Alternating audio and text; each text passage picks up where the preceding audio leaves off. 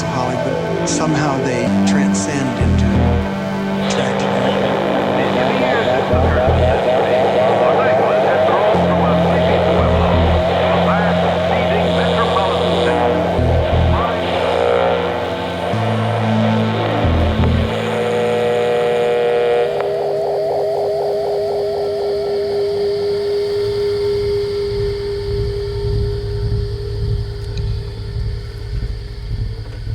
Good evening, and welcome back to Between the Dial, a project where we attempt to plot a long, strange roadmap through the dark heart of Los Angeles, in hopes of uncovering a hidden geography that sits right atop our own.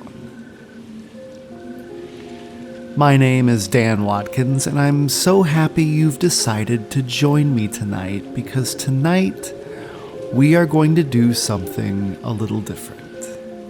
Just a little. So far on these trips, I've tried to give you equal parts actual history and creepy stories. I've tried to edutain you, if you will. But what I learned from my brief time as a teacher is that people much rather prefer to be entertained than educated. So tonight I am dropping the pretense. We are going full entertainment. Because after all, tonight is our last episode before Halloween. And as you could guess, likely from a mile away, here at Between the Dial, Halloween is a very special time of year for us. So because of that, tonight we are going full ghost. And by that I mean is that I am going to share with you a few places around town that are said to be certifiably haunted. And we won't be letting things like unverifiability get in the way. Consider this our Halloween special, I guess. So, let's indulge ourselves in some cheap thrills, and I promise to try to keep the contexts and tangents to a minimum. Now let's get started. And you already know, I'm sure, that we are going to start in Hollywood. In fact, we are going to start on the Hollywood Boulevard. 6629 Hollywood Boulevard, to be exact. And that is, of course, the address of the historic Vogue Theater. It doesn't really look too historic these days, ever since they replaced the old marquee with that bright, garish LED one we see here today. And in general, Hollywood Boulevard can be a mixed bag. I'm never sure what most of the tourists expect when they come down here, but I can't imagine they don't feel a disconnect with the boulevard as depicted in film and at Disney World with the one that actually exists in the real world. And this theater is definitely a building that most of those tourists would simply stroll past. Unless, of course, they were planning to attend the 40 Years of Pink Floyd exhibit or some celebrity hologram show, something like that. At least you could have seen those things a couple of years ago. Now, the Vogue Theater is a church.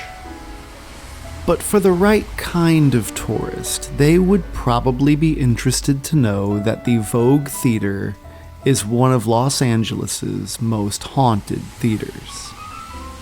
I say most haunted because every theater is haunted, right?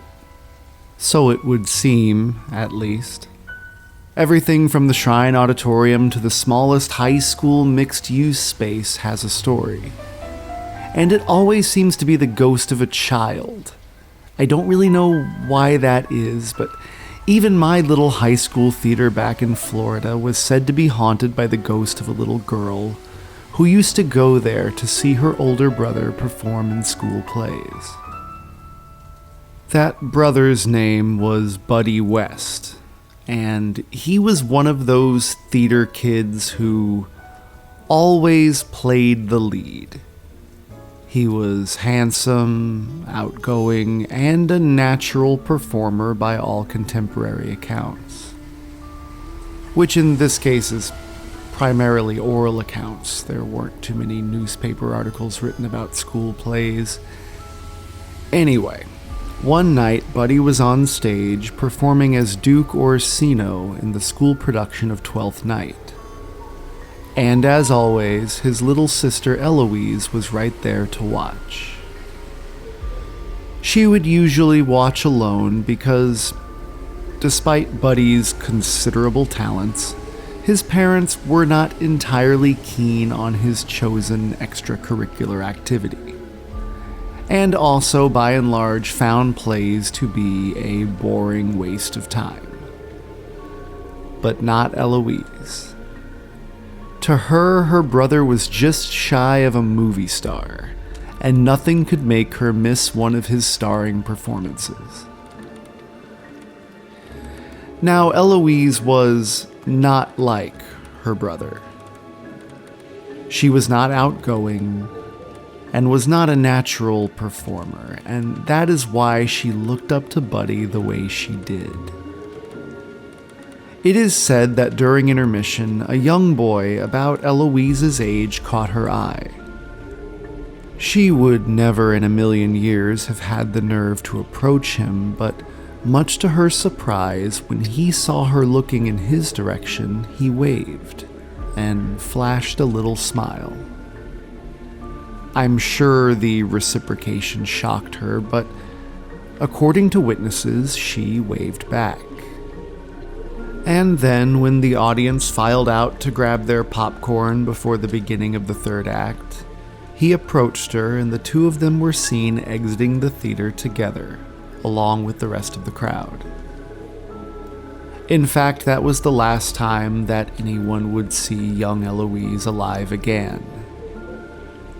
Her body was found days later in a field 3 miles from the auditorium. The young boy she was seen with was never identified, and to this day her murder remains unsolved. When the third act of Twelfth Night began, it is said that Buddy immediately noticed that his sister wasn't in her usual seat.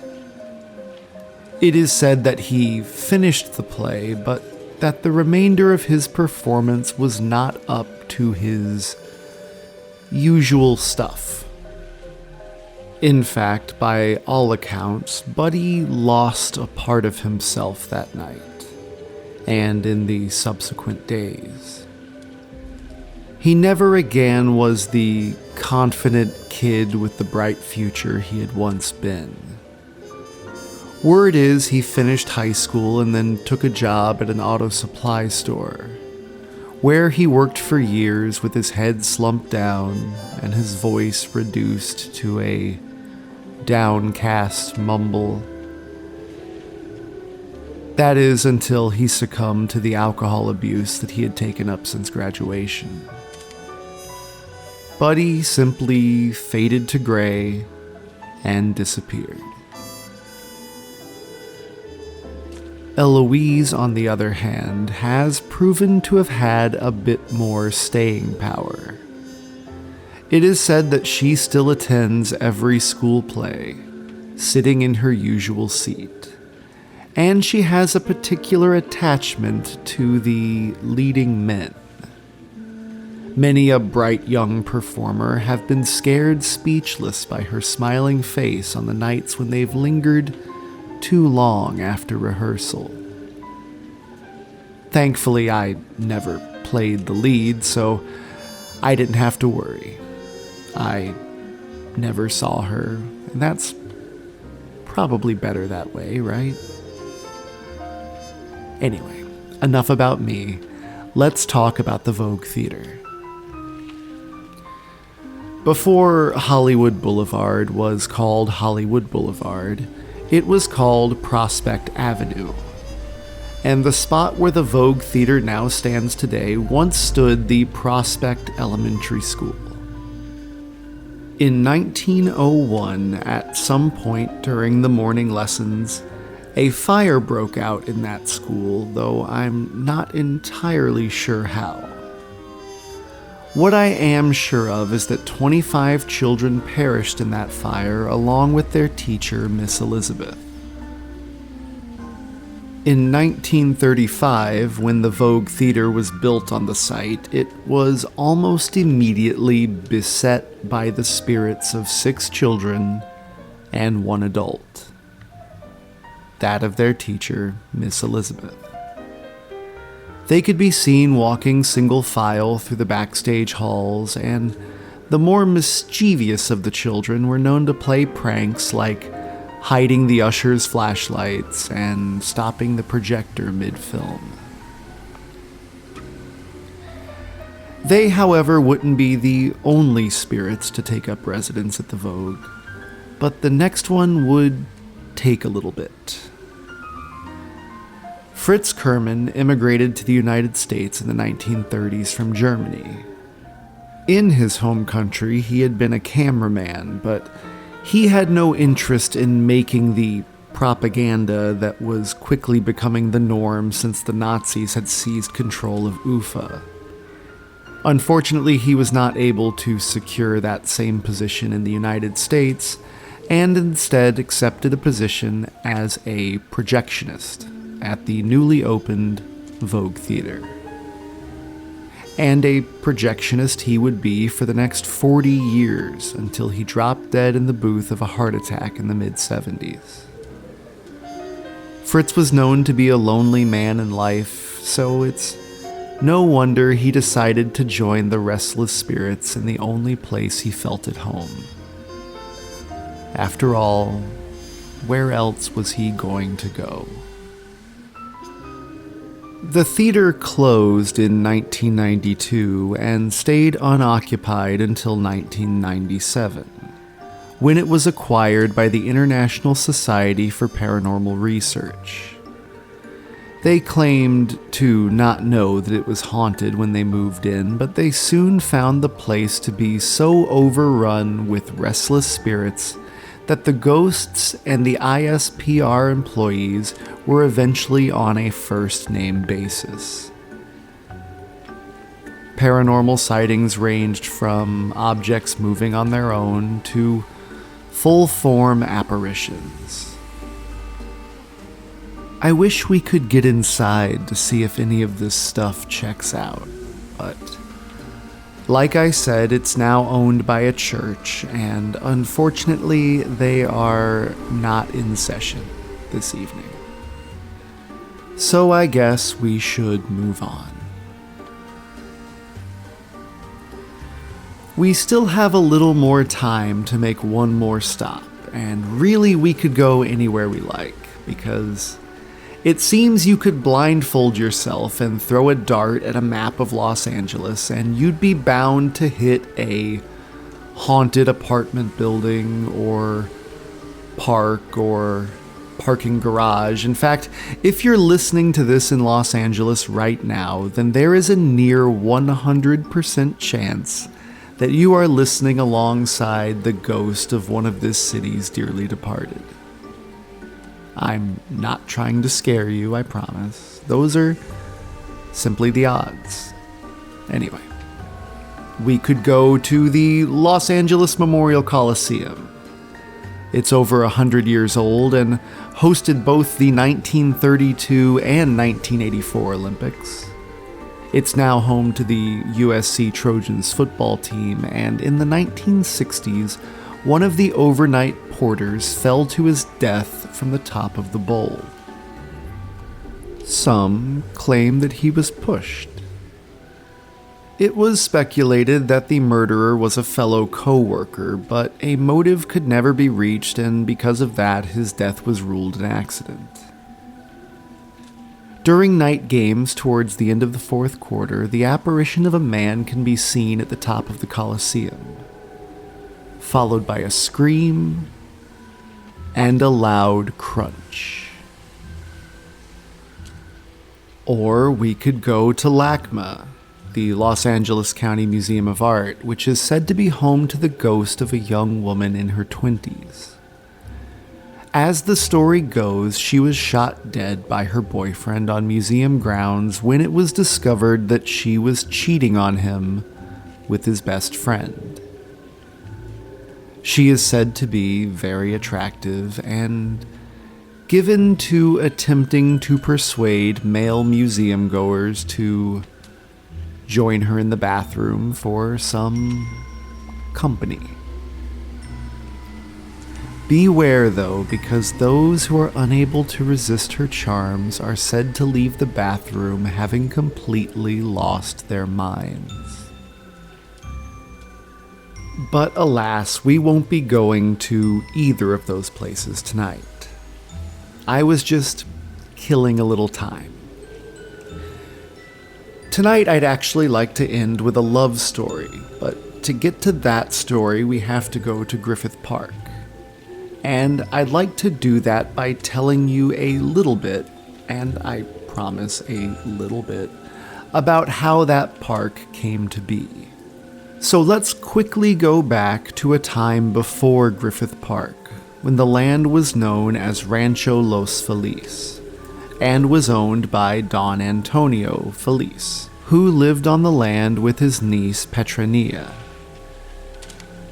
The story begins in 1863 when Don Antonio comes down with smallpox. Because smallpox was very contagious, still is very contagious, he sends his niece to a hotel in downtown Los Angeles while he convalesces. And while Don Antonio is laying on what would ultimately become his deathbed, he is visited by Antonio Coronel, his good friend and a former mayor of Los Angeles. And Antonio Coronel doesn't come alone.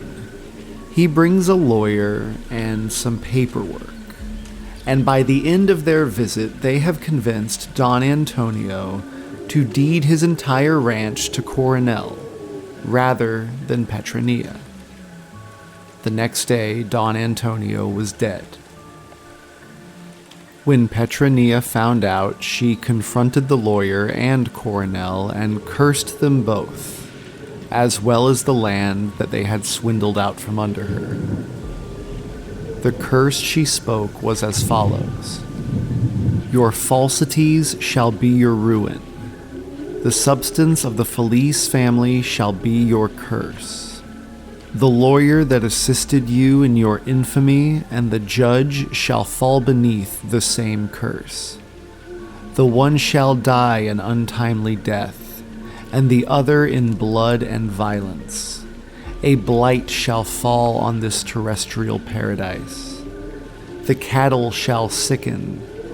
The field shall no longer respond to the tiller. I see a great flood spreading destruction. I see grand oaks wither in the tongues of the flames." Immediately after delivering the curse, Petronilla fell to the ground and died. However, it wasn't long before the curse began to come to fruition. First, Coronel's lawyer was murdered in a bar fight downtown. Then, following that, came a wave of drought and famine on the land. Then, as predicted, a flood swept through as well, and after decades, it was determined that no one could possibly make money off of this land. However, one man still thought that he could, and that man would be the final owner of Rancho Los Feliz, Griffith J. Griffith. And as it turns out, not even he could turn it around. His big idea was to open an ostrich farm and charge people to ride them. And so he decided, upon failure, to gift the land to the city, quote unquote, so that it could be made into a park. Whether or not he did this altruistically or as a tax write-off is yours to speculate.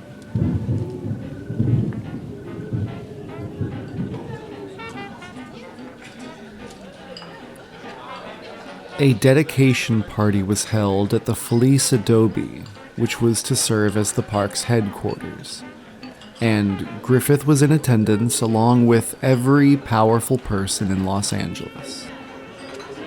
But at the stroke of midnight, they would receive one final guest.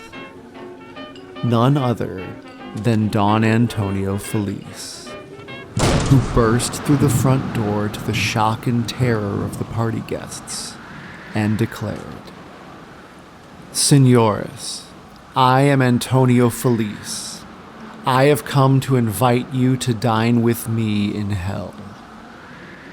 This put a quick end to the party as the guests began to flee, with Don Antonio Feliz chasing them off the land on horseback. It is said that Don Antonio and Petronilla can be seen wandering the grounds of the old ranch after dark. So next time you're leaving the Greek Theater, keep your eyes peeled. It's possible that the curse could be to blame for our final story, which involves a haunting not of a hotel or a theater or any of the usual places, but rather the haunting of a picnic table. That's right, this is the story of the haunting of Picnic Table 29 in Griffith Park.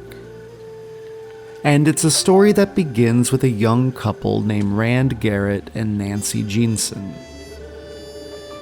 They met in high school and dated all the way up to their senior year, and were about 6 months from graduation on Halloween night 1976, when they decided to celebrate the holiday with a moonlit stroll through Griffith Park. In the course of their walk, they happened upon a cluster of picnic benches, and being two young adults in love, they decided to do what lovers do on top of Picnic Table 29. While they were in the middle of it all, a large branch broke loose from an overhanging tree and fell right down upon them, killing them almost instantly. A sad story to be sure, but it doesn't end there.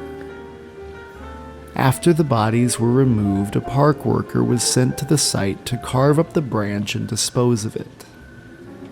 He left the Feliz Adobe to go do the job, but was never seen again alive. When they found his body, he had been dragged 15 feet from the table. His fingers were mangled and broken, and his chainsaw blade was bent in half. And so the branch remains on top of the table to this day. And to make matters creepier, after Rand and Nancy's funeral, their cremated remains were brought back to Picnic Table 29 and scattered about the area. Guests in the park who dare to seek out that table on Halloween night have heard a woman's voice shout, "Leave us alone," and "Next time you die."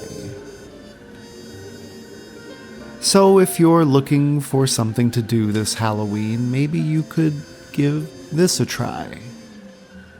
But I wouldn't.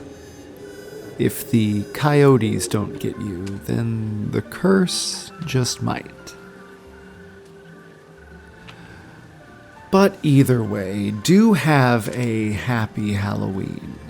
And if you feel like it, drop me a line at landturtlerecords@gmail.com and let me know of any fun haunts or Halloween events around town worth checking out. Or if you have a ghost story of your own you'd like to share, I'm always down to hear a good ghost story. I'll see you again next week. Drive safely.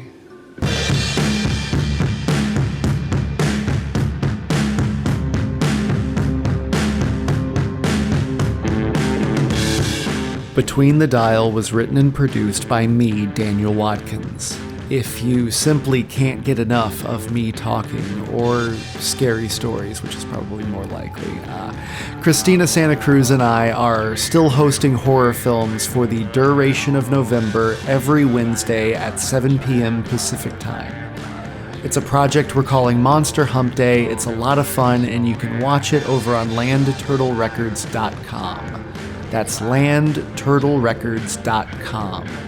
Also, if you like the music, that's by Chestnut, which is a project involving myself and Christina Santa Cruz. And if you want to follow me on social media, then you can do so at Epcot Fitzgerald. That's Epcot_Fitzgerald on Instagram. Have a good night, y'all.